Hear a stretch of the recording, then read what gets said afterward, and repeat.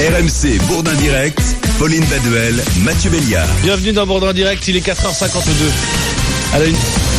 Et revoilà le débat sur les contrôles aux faciès. L'accusation faite aux policiers de toujours contrôler les mêmes personnes. Ça vire au harcèlement, parfois à en croire certains témoignages. François Hollande s'était engagé sur le sujet.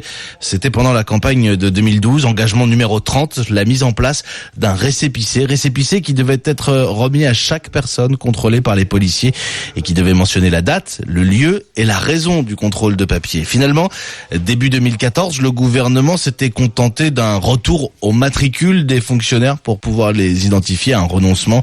Les promesses de 2012, ça semble bien loin.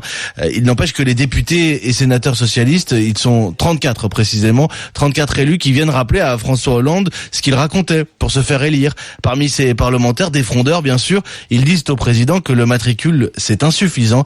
La promesse c'était le récépissé. Bien sûr qu'il faut instaurer une mesure concrète de lutte contre les discriminations et celle-ci en est une qui a fait ses preuves. Elle a fait ses preuves en Espagne, elle a fait ses preuves en Angleterre, elle a fait ses preuves en Bulgarie. Et qui le dit ? Les policiers eux-mêmes. Ils vous disent d'abord, ça a facilité nos relations avec les jeunes qui étaient très tendues parce qu'on les contrôle moins. Et deuxièmement, comme on les contrôle moins, on fait notre boulot de policier. C'est-à-dire on lutte contre les cambriolages, contre la délinquance, on est dans la circulation, on est dans l'aide et les soutiens aux personnes. Donc c'est une mesure qui marche, surtout que c'est une mesure qui permet d'effacer des humiliations. Quand vous avez cumulé pendant toute votre vie le souvenir de contrôle quotidien, vous avez la rage. Et derrière, tout ce qui déconstruit la République et la nourrit de rancœurs cumulées.